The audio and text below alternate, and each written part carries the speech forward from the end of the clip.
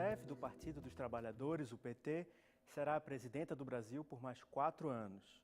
A candidata trabalhista venceu o pleito com quase 54 milhões de votos, o que equivale a 51,5% dos votos válidos. No programa de hoje, essa edição especial do Opinião Pernambuco, no domingo 26 de outubro, a gente vai comentar os resultados dessa eleição.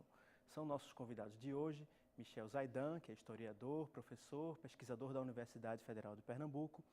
Está com a gente também Leão Vitor de Queiroz Barbosa, que é cientista político, e completa o nosso programa Michele Fernandes, que também é cientista política. Você pode mandar a sua pergunta ou seu comentário para o nosso e-mail, que é opiniãotvu@gmail.com, também pelo Twitter, @opiniãope, e tem o telefone 3423-6836. A gente espera, então, receber a sua pergunta, o seu comentário, a sua opinião sobre esse pleito que se encerrou hoje, dia 26 de outubro. Boa noite, muito obrigado pela presença de vocês aqui no nosso programa. Queria um comentário geral de cada um de vocês, começando com o professor Zaidan, sobre esse resultado. Uma margem muito apertada, né, da vitória que reconduziu Dilma que vai reconduzir Dilma ao Palácio do Planalto. 51 pouquinho por cento, uma diferença de 4 milhões de votos, mais ou menos, que é uma diferença que até é muito pouco expressiva, né? Como é que o senhor interpreta essa vitória e como é que o senhor vê que vai ser esse segundo governo de Dilma Rousseff? Olha, essa é uma campanha que foi dominada muito pelo ressentimento, né? Ela não abriu muito espaço para o debate racional, digamos assim, das ideias. Acredito até que o debate econômico foi muito prejudicado em função do caráter de denúncia e de acusações que a campanha eleitoral tomou de uma maneira geral. O fato de apresentar essa divisão tem aspectos positivos e tem aspectos negativos. O aspecto positivo é a explicitação clara de projetos políticos, que no caso do Brasil é uma coisa rara. No Brasil a política não tem muito esse caráter ideológico, né, programático, né? Existe uma baixa taxa de institucionalização dos partidos políticos e um personalismo muito grande. A eleição presidencial ela tem a característica de ser uma eleição plebiscitária. É contra ou a favor, não tem margem para outra coisa. Sobretudo no segundo turno, né? Então, a vantagem da saída de Marina Silva foi que ficaram 2 projetos políticos bem definidos, não é? Diferentes entre si. Não sei se os candidatos alcançaram o êxito de mostrar bem à população quais as diferenças entre um e outro, mas que são 2 projetos políticos diferentes, são. Não é? O ideal era que o vencedor ganhe com uma ampla margem de vantagem para ter um relativo consenso em torno da sua agenda e em torno do seu governo. É até mais fácil para o governo, tem mais legitimidade quando a margem de vantagem é maior. Quando ela é menor, isso obriga, de certa maneira, o governante a buscar composição, seja com os partidos no Congresso, a representação que vai ter nisso, que é muito fragmentada, diga-se de passagem. A gente chega nesse assunto daqui a pouco. E com os derrotados, né? Há uma pergunta que é muito recorrente dos jornalistas, se a Dilma vai retalhar Pernambuco, sobretudo. É evidente que não. Num contexto como esse, dessa disputa aguerrida, renhida entre os competidores, é dar mais alta importância que quem vencesse, qualquer um deles, procurasse uma recomposição, um diálogo com a oposição. Isso aí é o bom senso, recomenda, é da boa política, tratar com magnanimidade, com generosidade, com respeito a facção derrotada, até porque ela não é insignificante, pelo contrário. A gente volta para essas questões. Eu só ia completar com a questão do Norte-Sul. Eu acho que a questão do Norte-Sul é muito importante nessa discussão, hein? Dessa polarização. Porque também ficou evidente que há uma polarização, esse também acho que vai ser discutido aqui por todos nós, entre Sul-Sudeste, Norte e Nordeste. Não é? E essa discussão, essa precisa ser resolvida para que ela não se torne uma questão de natureza regional, né? Não haja separatismo. Isso não dê margem a políticas e atitudes separatistas, preconceitos de uma parte do país contra outra, como já houve, inclusive, em tempos passados. A demonização do outro, ou a responsabilidade pela crise em cima dos outros, sobretudo de nós nordestinos. E eu acho que são desafios. Toda eleição partida como significa um enorme desafio para o vencedor. O vencedor não deve botar a trombeta e dizer muito bem, ganhei, está muito bom. Não é assim, não. Tem que refletir muito sobre o significado das urnas, da mensagem das urnas, e procurar, naturalmente, no dia seguinte, já estratégias de recomposição. Leon, qual é a tua opinião sobre esse resultado, essa margem tão pequena em termos de Brasil da presidenta Dilma em relação ao candidato Aécio Neves? Primeiro que as pesquisas deixaram todos nós loucos, né? Toda hora que um instituto de pesquisa dava um resultado diferente, durante todo esse segundo turno, institutos que a gente nem sabia, pelo menos não era do conhecimento geral. Apareceram, né? Então, primeiro que já deixava todos assim, sem saber qual que seria. E com as falhas do primeiro turno. Com as falhas do primeiro turno ainda piorou. Piorou ainda mais. Agora, a troca de acusações, né? Aquela campanha do medo, a campanha de desconstrução, não é só a desconstrução da candidatura, é a desconstrução da imagem do candidato, né? E aquilo que Marina tanto sentiu na pele, né? E que no segundo turno isso também houve. Então, houve pouco espaço para se debater, né? Temas mais técnicos, econômicos, temas de política externa, que praticamente não se viu, né? Nenhum tema de política, na ausência de política externa. E aquilo que o professor Zaidan falou ficou muito plebiscitário, né? De um lado o pessoal do PT, do outro do PSDB, ali com 51%, é uma margem muito apertada de vitória.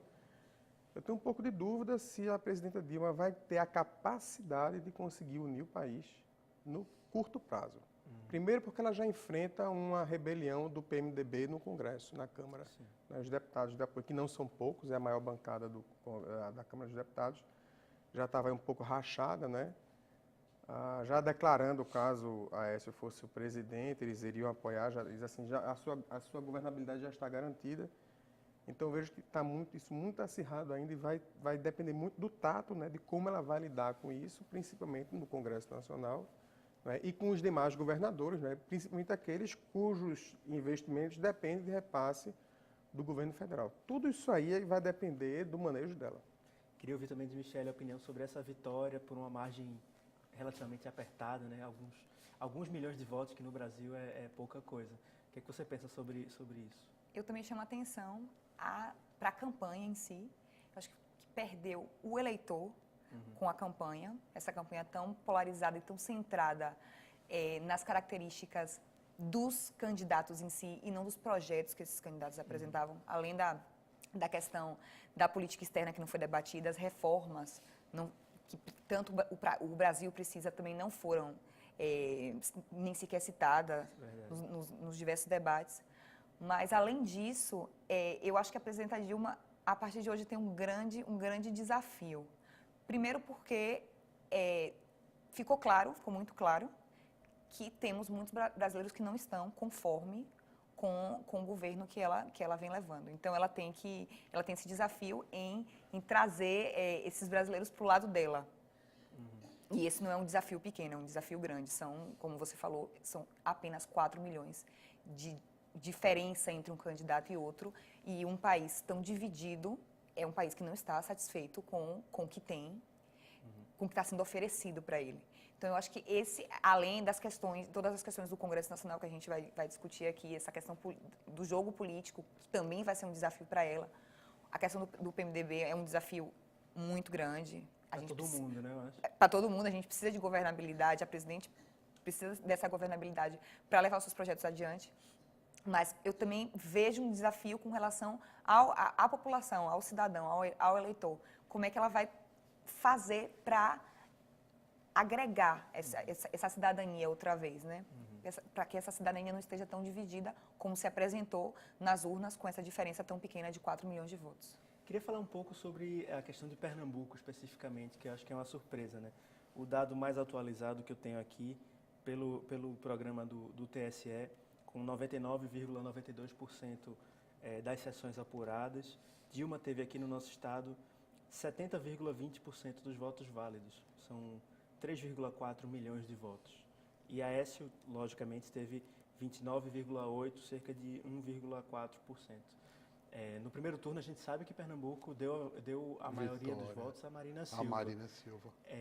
Como é que a gente explica essa não transferência dos votos de Marina para Aécio, uma vez que ela apoiou a candidatura dele e houve uma ampla campanha para Aécio? Olha, para mim seria surpresa se Aécio Neves tivesse a maioria dos votos do Colégio Eleitoral de Pernambuco. Ele é um estranho aqui. O PSDB é um partido paulista, da Avenida Paulista. Disse Chico de Oliveira uma vez, numa entrevista para a Folha de São Paulo. Tem mais a cara da plutocracia de São Paulo do que qualquer outra coisa. A candidatura da Aécio Neves saiu agora porque não tem outro nome mais. Não tem mais nem Chaca, exauriu o estoque que tinha lá. Depois de Alckmin, depois de Serra. Não tem outro nome disponível. Vetaram quanto puseram, quanto puderam, por exemplo, o nome de Tasso Gereissati, porque era um nordestino lá do Ceará, que tentou, se insinuou também para disputar essa candidatura. O próprio Aécio foi vetado inúmeras vezes dentro do PSDB.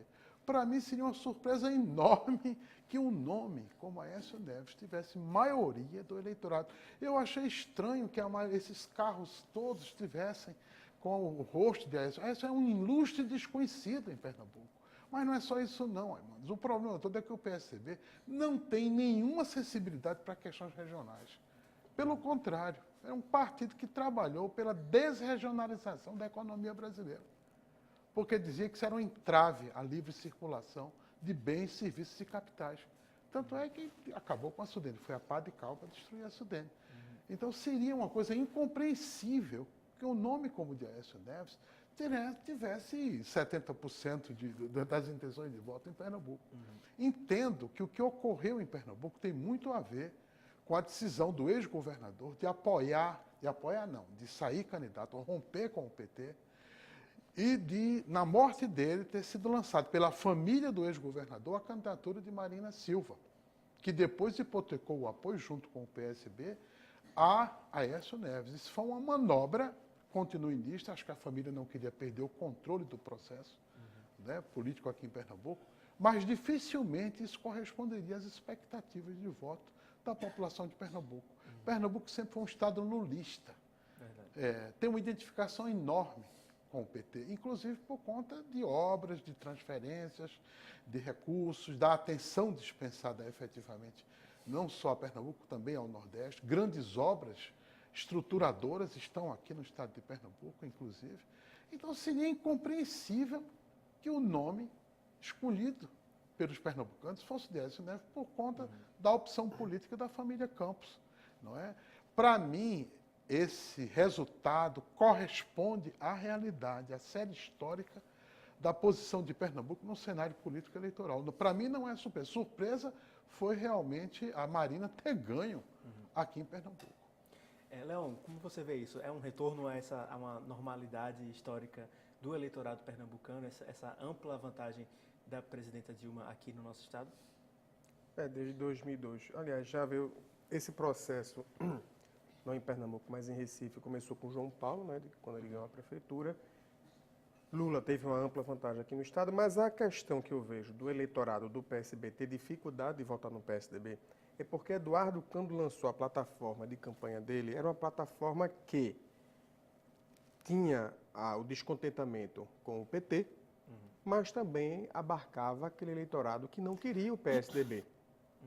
Então, o eleitorado dele era esse, era o eleitorado que... Era o que a gente chama de terceira via. Era a terceira via, era uma tentativa de se construir uma terceira via. Então, não era o eleitorado do PT que ele buscava, mas também ele não queria, ele queria pegar aquele eleitorado que também não quer o PSDB. Mas não logrou êxito, houve um acidente, etc. Então, para a questão da eleição presidencial, ficou aquela coisa que Eduardo marcou. Ele se juntou a Marina, Eduardo e Marina, aqueles debates, aquelas discussões que era justamente para lançar uma proposta diferente. O que é que eles batiam tanto no início da campanha? A gente não quer essa polarização, nós somos uma outra via a essa polarização. Então, chegou o momento que tinha que escolher. Ou ia para o PSDB ou ia para o PT. Só que o PSB, há décadas, marcha junto com o PT na campanha nacional. Verdade. Então, era muito difícil para aquele eleitor. 89, né? Isso, principalmente aqui em Aliado de primeira Pernambuco, hora. por conta da proximidade de Arraias com Lula. Então, era muito difícil em Pernambuco para que Eu acho que já foi até uma vitória ter quase 30% dos votos em Pernambuco. Né? Numa eleição tão acirrada e com o PT tão marcante aqui, embora o PT tenha sido derrotado. Exatamente, perdeu a prefeitura, perdeu o governo, não elegeu nenhum deputado federal, mas ainda a questão, né, Dilma e o PT no interior ainda é muito forte. Queria ouvir Michele também. Eu iria justamente para esse ponto. Eu, sim, achei uma surpresa essa margem tão ampla de diferença entre Aécio e Dilma, justamente pelo fato do PT não ter logrado eleger nenhum deputado federal em Pernambuco. Então, eu, sim, achei uma surpresa. E acho que essa mobilização que o PT... É como se o PT tivesse acordado no segundo turno e a militância tivesse se empoderado e tivesse ido às ruas e visto que precisava fazer alguma coisa para retomar esse caminho que o PT vinha tomando, vinha levando em Pernambuco. Então, apesar dessa militância ter ido às ruas, eu achei que foi, sim, uma margem mais ampla do que a margem que eu esperaria. Esperaria que realmente ganhasse por toda essa trajetória, mas não que ganhasse com 71% de votos Dilma no estado de Pernambuco. O que poderia ter prejudicado a eleição da Dilma aqui foram os erros cometidos pelo próprio PT. Pelo próprio PT. Aqui no estado de Exatamente, Pernambuco, desde exatamente. a eleição anterior, não é? Porque ameaçava não ter um palanque para a eleição de Dilma aqui em Pernambuco. Exatamente. Por isso concordo. essa aliança com Armando Monteiro, que não é propriamente o candidato operário, né? Nós vamos ter que dar um desconto grande. Uma guinada Isso- bem à direita do isso PT, se aliando com o Inclusive, PTB. isso prejudicou o PT no Cara, primeiro turno. Muita gente não engoliu votou essa.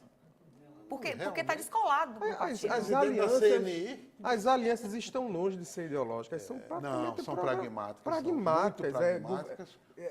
Para garantir, tudo bem que no plano federal, por conta da fragmentação partidária, você tem que ter realmente, e como tem poucos partidos de esquerda, e os que tem são muito pequenos, eu acho que o pessoal agora está com 5 deputados, saiu de 3, foi para 5, né? Mesmo assim, é oposição ao governo Dilma, né?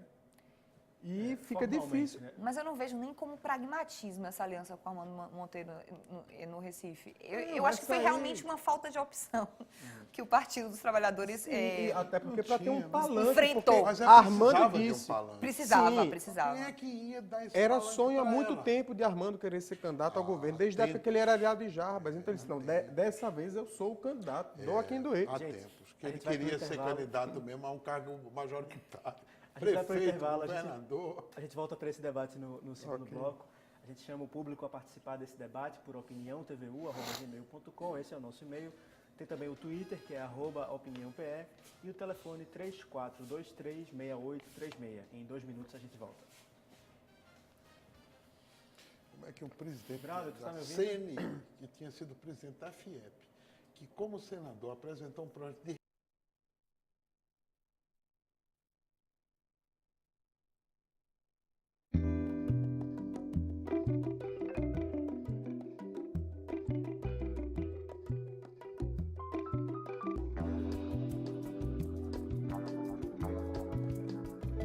Boa noite, estamos de volta com a Opinião Pernambuco. A gente está comentando hoje, num domingo, excepcionalmente num domingo, o resultado da eleição de 2014, do segundo turno da eleição. São nossos convidados de hoje, o professor Michel Zaidan, que é da UFPE, também está com a gente Leão Vitor, que é cientista político, e Michele Fernandes, também cientista política. E você pode participar do programa pelo e-mail opiniãotvu@gmail.com, pelo Twitter @opiniãope e pelo telefone 34236836. Queria falar um pouco sobre a reta final da campanha, que eu achei que foi muito impressionante, assim. A capa da Veja, com uma reportagem super polêmica, a antecipação da publicação dessa revista, acho que com um intuito bem claro de influenciar a eleição. O boato que veio à tona ontem de madrugada de que o doleiro havia sido envenenado, que havia morrido. Enfim, é um momento diferente das campanhas eleitorais no Brasil. Queria ouvir uma palavra de Michele sobre essas tentativas e esse clima. Antes de entrar nesses pontos específicos, nos debates, né? Que também aconteceram são 4 debates numa reta final, praticamente em uma semana, 4 debates. E a gente viu toda essa mobilização em torno de denigrir a imagem dos candidatos um pelo outro nesses debates, eu inclusive atribuo a diminuição da popularidade do Aécio Neves ao segundo debate, que foi o debate que passou na rede de televisão SBT. Foi um debate muito agressivo. Ele atacou a presidenta, a candidata leviana, essas coisas. Leviana, mentirosa, e foi bastante agressivo. E depois desse debate, realmente, nas pesquisas, a rejeição dele aumentou de uma maneira significativa. Eu tenho esse debate como um divisor de águas na campanha do Aécio Neves, na campanha final do Aécio Neves.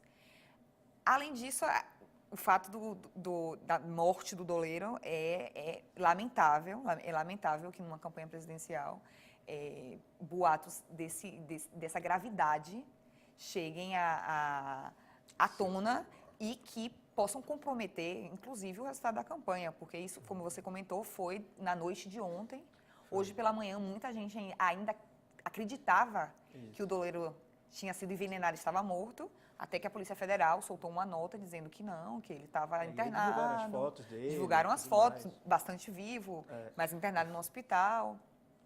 E com relação à capa da Veja, não é nenhuma novidade que a Veja solta capas polêmicas. A bala de prata da Veja. Solta capas polêmicas antes da decisão final da escolha do presidente da República. Foi assim desde a eleição de 89 e não seria diferente nessa eleição. A grande diferença foi que o TSE se posicionou nesse caso e disse que parou, digamos assim, que parou os pés da Veja, que em outros... Inclusive concedeu um direito de resposta. O direito de resposta e parou os pés da Veja nesse intento de denigrir a imagem da candidata Dilma Rousseff. Eu acho que esse foi o grande diferencial das outras vezes que a Veja divulgou a sua capa bombástica, digamos assim. Queria ouvir de Leão uma opinião sobre isso. E especificamente sobre as redes sociais. Assim, eu tinha uma utopia de que com a internet a informação ia ser mais fácil, que os cidadãos iam se informar melhor e tudo mais. E o que eu vi foi nas redes sociais foi uma guerra de ofensas e de agressões e a profusão de boatos sem fundamento e até mal intencionados, né? Qual a tua opinião sobre isso? Eu toco já nesse assunto, só vou voltar para a questão da agressividade. Sim. Porque eles souberam explorar, quando a Aécio chama a presidente de mentirosa e chama de leviana, eles exploraram de uma forma tão bem feita que passou para o eleitor a posição de que ele é um cara agressivo, quando não é. Quem conhece Dilma nos bastidores sabe que ela é extremamente agressiva. Inclusive, Gabeira soltou uma nota no blog, ele diz o seguinte: quando bateram em Marina, que chorou, ela é fraca e não tem como assumir a presidência da República, porque chorou, é fraquinha. Aí, quando o candidato bate incisivamente na outra, ele é agressivo, é machista, ela é uma senhora que já teve câncer, etc. Então, o pessoal do marketing, da comunicação, soube trabalhar muito bem isso aí. Então, cada passo de cada candidato tem que ser muito bem mensurado. Né, tudo aquilo poder... ensaiado. Exato. Com certeza. Exatamente. E aí, isso resvala nas redes sociais. É boato, é muito difícil você encontrar alguma coisa na rede social que realmente você diga, não, isso é de uma fonte confiável. Não só das eleições, não. Fora das eleições, eu acompanhei o Ocupa Estelita. Lá, eu estava sempre acompanhando, morava na época em Belo Horizonte, eu acompanhava, eu tinha que ligar para o pessoal da gente, isso é verdade, isso aconteceu, o que é que houve? Não é? Dizem lá, tem agora uma escavadeira derrubando um armazém, aí vai alguém lá, não tem não, volta. Então a rede social não é um local de... Não é só de democratização da informação. Há esse perfil de democratização da informação, mas há também, vamos dizer assim, o maior espraiamento da mentira. Então, nessa eleição, essa do Doleiro, morreu por chumbinho. Gente de Brasília ligou para mim para dizer isso, gente que eu conheço em Brasília. Todo foi mundo forte. Um amigo meu trabalha no hospital, sabe que... Eu digo, gente, peraí, calma. Então, foi muito difícil. Então, todo dia tinha essa... E as pessoas, elas não estão muito acostumadas a investigar, a desconfiar. Né? Elas já observam e vão Emprenham, lá e, né? Pelos olhos e pelos olhos. compartilham. Na hora que compartilha, a coisa começa a espalhar. Compartilhar é mais rápido do que checar, né? Sim, exato, claro, é só um botão. E outra, a pessoa que conhece, aquela que compartilha, aquela pessoa é uma pessoa muito séria. Então, eu endosso o que ela está dizendo. E por aí vai, de repente, você está vendo a grande mentira de ambos os lados, né? Então, a central de boatos, né? Ou então a rádio corredor, como a gente brinca, né? Estava toda nessa eleição. Era muito difícil você chegar em qualquer rede social e ter alguma fonte realmente digna, né? Você tinha que ver lá, até uma página, até forjaram uma página, acho que foi do G1, forjaram uma página para dizer lá que o doleiro tinha morrido. E aí foi isso que causou pânico, né? Acho que é G17 a página, se eu não me equivoco. G17. Se eu não me equivoco. Então veja como fica, foi muito, essa questão da eleição pela informação das redes sociais foi muito difícil. Quem tentou se informar pelas redes sociais ficou maluco, porque toda hora tinha, não é, uma informação desencontrada em relação à outra. Professor Zé, imagino que isso é um grande desafio para a esfera pública brasileira nos próximos anos. É engraçado essa sua definição. A esfera pública é um luxo para ser aplicado realmente à opinião pública no Brasil. O Habermas deve estar se tremendo todo, ele está vivo ainda, né? A Hannah Arendt e os gregos, sei lá mais quem. É um luxo, é um eufemismo, é uma palavra muito bonita para o caso do Brasil. O Brasil é uma delegacia de costumes, é uma antessala de delegacia de costumes. Você quer que eu diga uma coisa? Essa eleição foi uma das mais despolitizadas dos últimos tempos, apesar do caráter plebiscitário que ela assumiu no segundo turno. Começou com a entrada de Marina. Enquanto estava o Aécio, estava o Eduardo e a Dilma, eu acho que teve um certo equilíbrio. Eram três propostas são distintas. propostas políticas e são... Agora, entrou Marina, deslocou inteiramente o eixo do debate. Não é? Começou uma despolitização imensa do debate político, que degenerou com Aécio e com Dilma, num troca-troca de acusação que a Justiça Eleitoral teve que interferir para poder ver se levantava realmente essa campanha, né? É lamentável, porque perdemos a oportunidade de ter uma discussão dos programas econômicos, do modelo econômico, da inclusão, da política externa, câmbio, juro, tudo isso, né? E fomos discutir questões que são muito ligadas a problemas pessoais, né? Embora enviesado através de discussões sobre políticas públicas, como a Lei Maria da Penha, como o combate às drogas, como a questão, acho que uma era Maria da Penha, outra era as drogas, então, e há uma terceira, a embriaguez, a Lei Seca. A Lei Seca. Todas elas enviesadas. Quer dizer, perdemos uma grande oportunidade de ter um debate mais, né, de alto nível, que esclarecesse. Olha, você fala de esfera pública, a esfera pública é quando tem uma formação racional da vontade política do eleitor. Nessas condições, nesses termos, nós jamais teríamos uma esfera pública digna desse nome. Tivemos uma campanha marrom, Raimundo, isso é o que se pode dizer, junto com a imprensa marrom que acompanha a campanha marrom. Queria falar um pouco sobre alguns dos principais partidos, pelo menos dessa eleição, a começar pelo PT, que é o partido que venceu, né? O que a gente pode esperar para esse partido nos próximos anos? O PT venceu na eleição estadual, né? Venceu na Bahia no primeiro turno, aquela eleição que surpreendeu todo mundo, né? E você vê pelo mapa que os governadores que o PT fez foram basicamente no Nordeste e Minas Gerais, né? Então, Bahia, Piauí, Ceará, Minas Gerais. Ele vai se configurando como um partido mais do Nordeste, um partido mais de uma região específica do Brasil, na sua opinião, Michele? Eu não diria que vai se configurando como um partido do Nordeste. Eu diria que pelas diversas políticas que o PT vem desenvolvendo nos últimos anos, ele conseguiu cativar um eleitor que está situado no Nordeste, mas não diria que esse foi o intuito do PT, eu não diria isso. Mas, indo além dessa discussão de que se é um partido que vai se centrar no Nordeste ou não, eu acho que o PT ele precisa parar nesse momento, apesar da grande vitória, que é a vitória presidencial, né? Parar e refletir refletir sobre o papel do partido mesmo, sobre a formação do partido, sobre como o partido está estruturado. É fato que o PT tem problemas graves. Isso salta aos olhos e salta nos números também. Elegeu somente 4 governadores, desculpa. E, além disso, diminuiu a sua bancada na Câmara dos Deputados. E isso torna ainda mais difícil o trabalho da presidenta Dilma. Né? Então, assim, além da regionalização do PT, eu acho que é importante que o partido hoje pare, reflita, pense e se renove.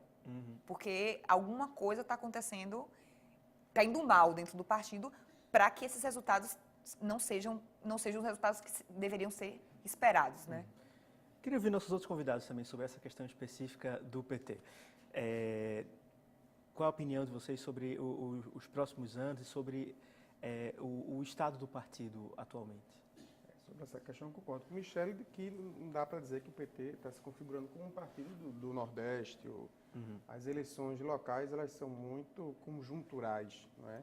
Você veja que a Aécio foi reeleito em Minas Gerais, não é? Saiu com 93% de aprovação, elegeu o sucessor, conseguiu eleger Itamar Franco, senador, porque era ele, Itamar, e o sucessor Anastasia, não é? Foram todos eleitos, e aí escolheu um candidato que estava muito fora da política, que era o Pimenta da Veiga, foi ministro da FHC. Estava fora mesmo. Estava muito fora, meu pai até brincou, eita, ele está vivo, né? Então, e ele acompanha a eleição, ele gosta, está vivo, como é que colocaram um cara desse? Então veja que a escolha do candidato e as conjunturas importam muito, né? Então fica difícil de você falar que a configuração porque venceu no Ceará, não vejo assim. Agora, que o PT vai ter problema na área econômica, porque já vai demitir o ministro, né? Então, já reconheceram que a área econômica vai mal. O Guido Mantega, que é o atual ministro da Fazenda. Né? Isso. Né? Eu espero que a presidente não mande ele fazer nada no Pronatec, mas que ela pelo menos, até viram Merval Pereira, se não me engano, tecendo elogios ao Palocci. Pode ser que ele retorne, e foi um bom ministro na época sendo médico. Do Lula. Isso, sendo médico e mantendo mais ou menos a cartilha que Fernando Henrique deixou lá com o pessoal do Banco Central e tal. O governo Lula realmente continuou a política econômica do governo anterior, do governo FHC. Mas vai ter essa questão, não é, da economia, que o governo vai ter que olhar com mais carinho, com mais cautela, não é?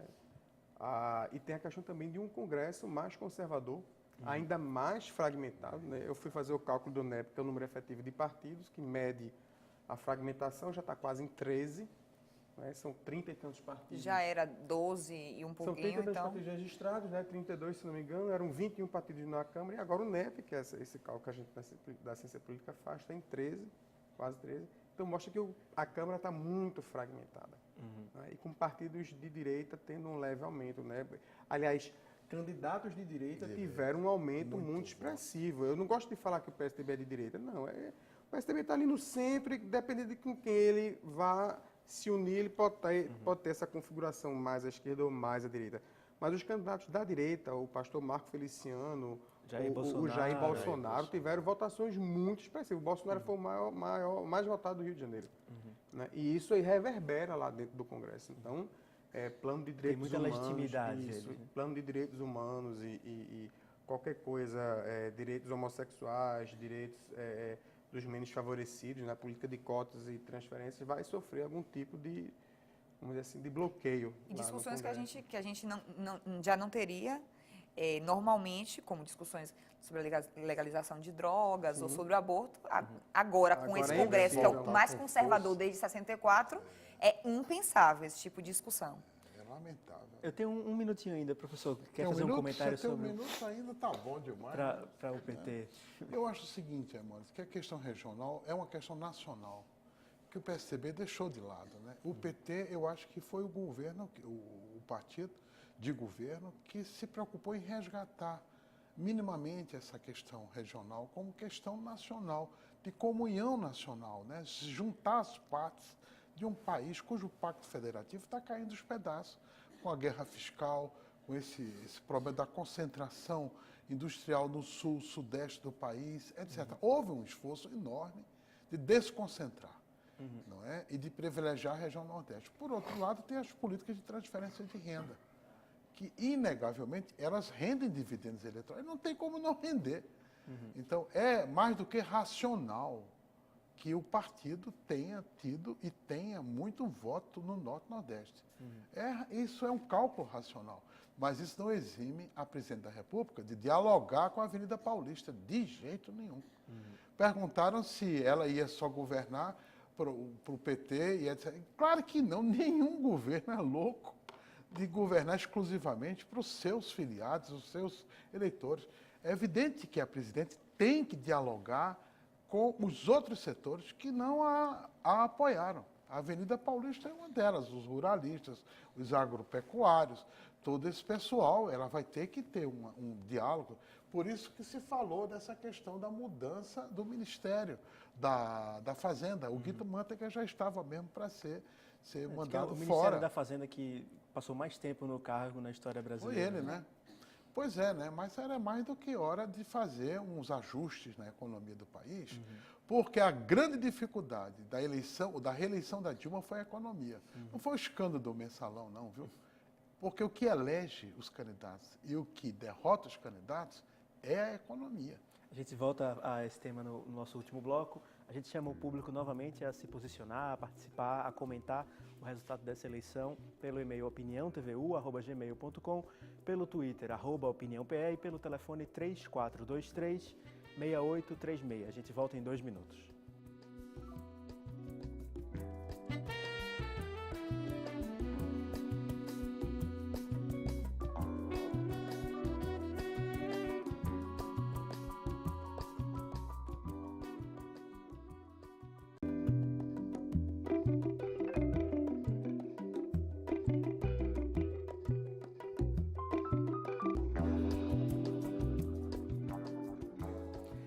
De volta com a edição especial do Opinião Pernambuco, desse domingo, 26 de outubro. Hoje a gente conversa sobre o resultado do segundo turno das eleições de 2014.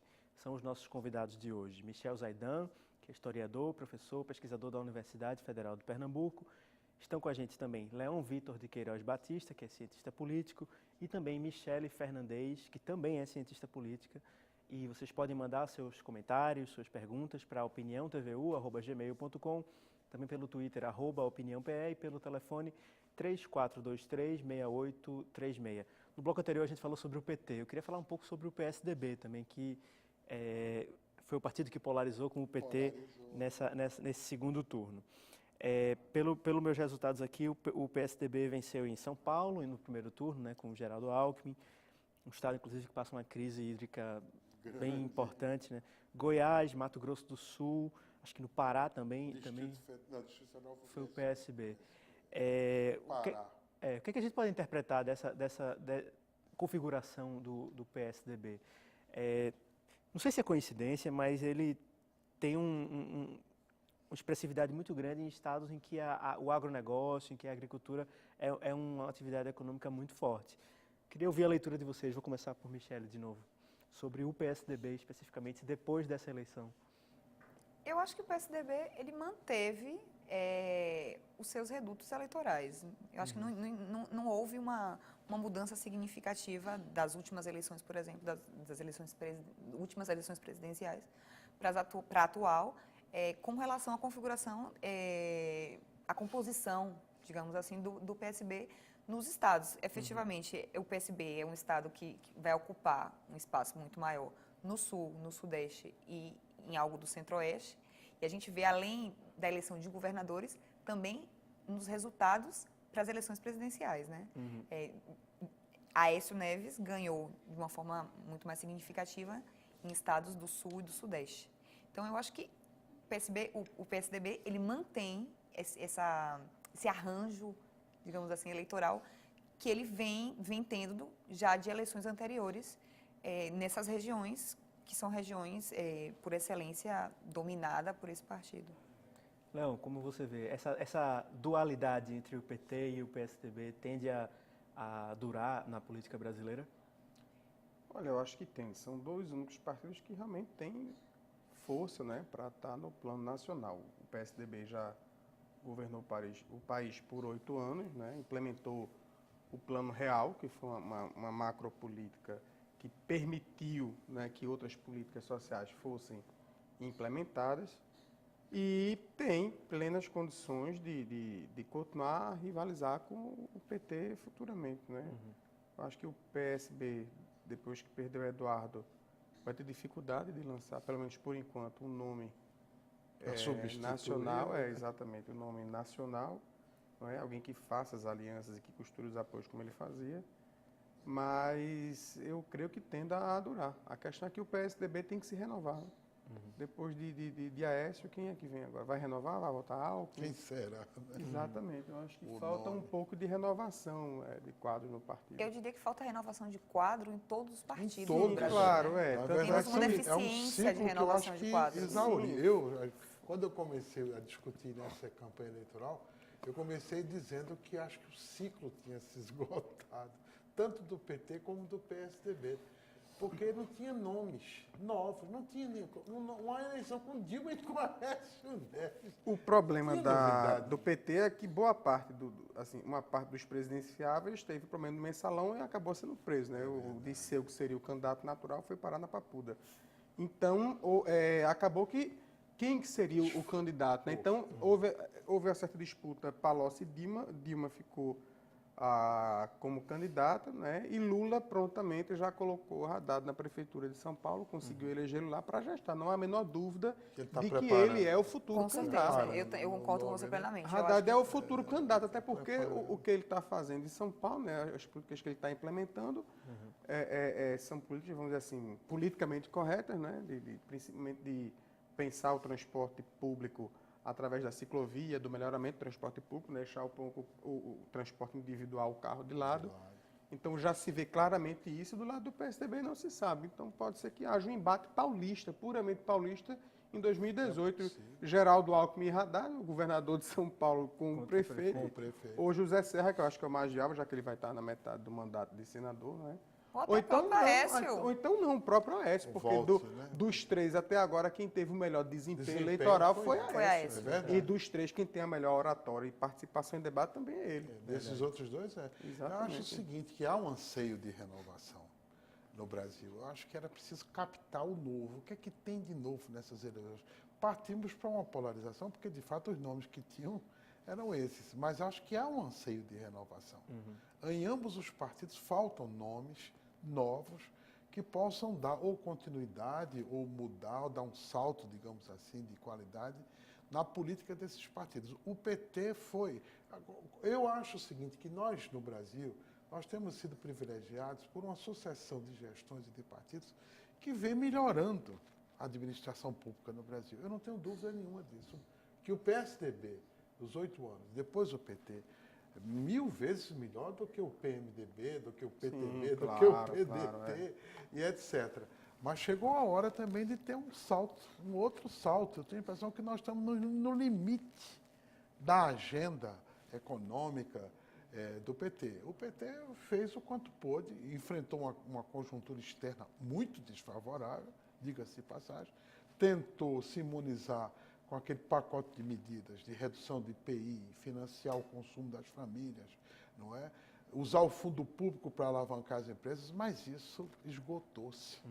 Né? Então, isso reflete as dificuldades grandes que a Dilma teve agora na reeleição dela, e é necessário, eu tenho a impressão, que procurar dar um salto. Não sei se eles terão um novo nome ou se vai aparecer um outro candidato diferente, mas o que está aí, eu acho que tenho a impressão que está num ponto de saturação. Professor, e o PSB, que é um partido tão presente aqui na política sem chance. Local?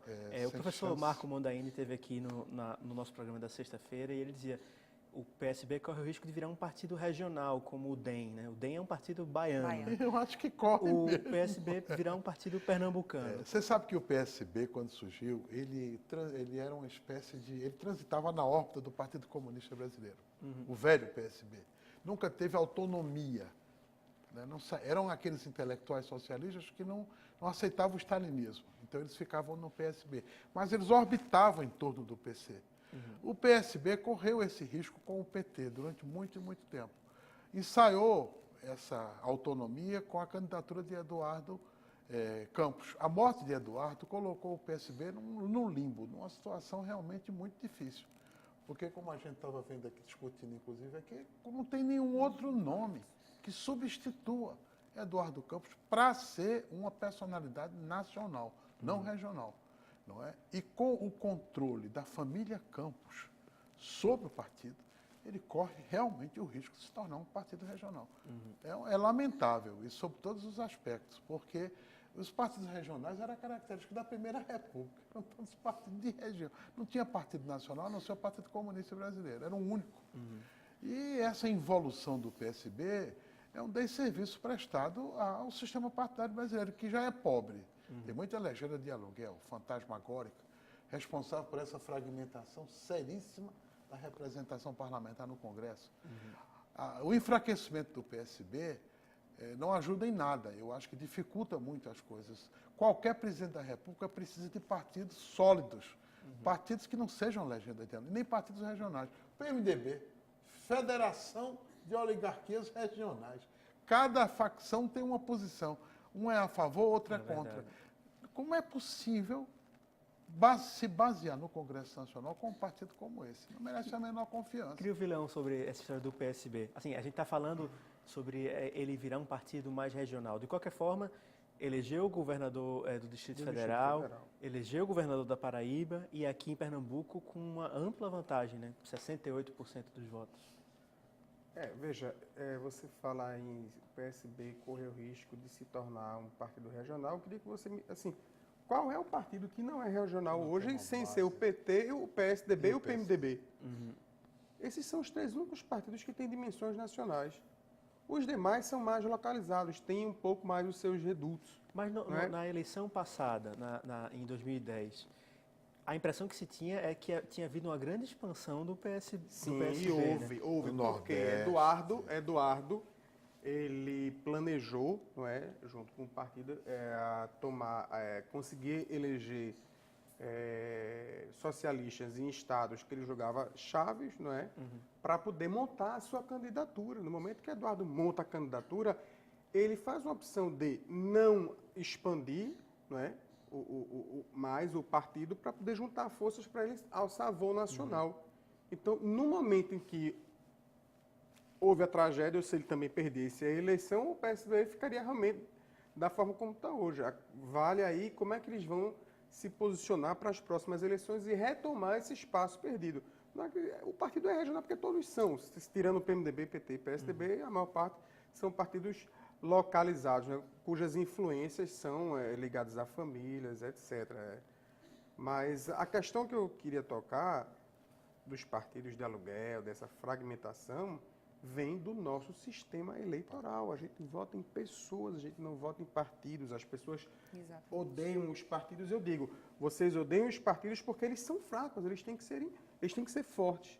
E na hora que os partidos são fortes, que as pessoas votam no partido, aí a coisa muda de figura. Você não tem mais esse personalismo, ele tende a diminuir significativamente. As pessoas às vezes nem conhecem os partidos. Exatamente, Verdade. não sabem nem as propostas. Por exemplo, eu brincava brincava com meus alunos da UFMG, quando eu era professor lá, e eu dizia assim, gente, vocês sabem qual é a maior bandeira do Partido Humanista da Solidariedade, o PHS? Os alunos, não, professor, o que é?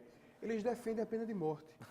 Veja que incoerência, a maior bandeira do partido é completamente incoerente ao que o partido prega. Não é? Então acontece muito isso. Na questão você vota, porque nas ruas não tem que estar a pessoa do candidato ou os feitos próprios dele. Tem que estar lá as propostas do partido, o que é que o partido pensa enquanto instituição. Então institucionalizar mais os partidos e fortalecê-los é preferível a nós termos eleições personalistas, né, e essa fragmentação dentro do Congresso Nacional. Isso que o Leão disse com relação aos partidos, a gente vê também na eleição presidencial. Muitas vezes eu conversava com pessoas que eram pró-Dilma ou pró-Aécio e que não sabiam qual era a proposta que o PSDB lançou para aquela candidatura presidencial. É verdade. Nunca se deu o trabalho de ler essa proposta para essa candidatura presidencial. E alguns programa, O PT nem divulgou o programa. Divulgou as linhas gerais, mas não Então divulgou. você está votando no que aquela pessoa está lhe dizendo, Marina mas assumiu- sem saber que por trás dela tem um partido que tem todo um programa e que aquele programa é um compromisso que ele tá assinando com a população de que tudo aquilo, caso ele seja eleito, tudo aquilo que está naquele compromisso vai ser cumprido. Então as pessoas não têm nem conhecimento disso porque elas se esquecem E desses de que três, por trás do Talvez elas candidato não tem um levem nem partido a sério político. os programas, que são verdadeiros álibis que as elites criam para se justificar perante a opinião pública, porque não pode ter um partido sem nenhum programa, fica muito... o PT não lançou o absurdo. programa governo e o PSB, quando lançou bem antes, não é? Fizeram uma reunião lá em São Paulo e Marina já chegou e disse, não, tem uma errata, isso aqui não é bem assim. Então, se o eleitor tinha uma expectativa de ter um programa, de ler alguma coisa, já ficou desestimulado a partir daí, não Uma é? comédia, né? Entra uma candidata nova Ela e é outro lançou e programa dias depois ela diferente. lançou erratas ao programa. Aí fica difícil pro eleitor ter confiabilidade, É né? difícil Fica difícil mesmo, passar credibilidade pro eleitor de que realmente o programa é algo a ser cumprido, é algo a se levar a sério. A gente tem um minutinho só. A gente falou sobre a fragilidade dos partidos, esse problema da falta de representatividade da política brasileira. Vocês acham que a gente tem um cenário favorável a uma reforma política que avance? De forma alguma. Com esse congresso Depois de fragmentado, tudo vai que ser foi muito discutido complicado. Digo aqui, mais, se, é muito difícil. se a presidente tentar um plebiscito para implementar a reforma, a coisa só piora. Porque as reformas têm que ser implementadas por emendas constitucionais. Não é por plebiscito. Você pode até perguntar depois de referendar. Isso é só para uma Mas pressão. aquilo ali é emenda constitucional. E uma proposta de uma Assembleia Constituinte específica já tem críticas dentro do meio jurídico. Não existe Assembleia Não pode parcial nem específica. A Assembleia tem que ser total. Uma nova Constituinte é uma total ruptura Mudar tudo. da Constituinte atual. Nós causas Apaga tudo e vem a Constituição nova. Não tem como fazer a Constituinte específica. Né? Então, eu acho que vai ter muita dificuldade. Gente, nosso É tempo uma acabou. contradição nos termos. Pensar este Congresso com a tarefa de fazer uma reforma É bem complicado. pública. bem Nosso tempo complicado. acabou. Muito obrigado pela participação de agradece. Obrigada, a vocês. gente agradece. Termina aqui o Opinião Pernambuco. Muito obrigado por assistir. A gente vai continuar aqui durante esses 4 anos e durante quanto tempo ainda existir essa televisão discutindo política, cobrando dos agentes públicos as suas obrigações. Então a gente agradece a sua participação. Muito obrigado e até o próximo programa.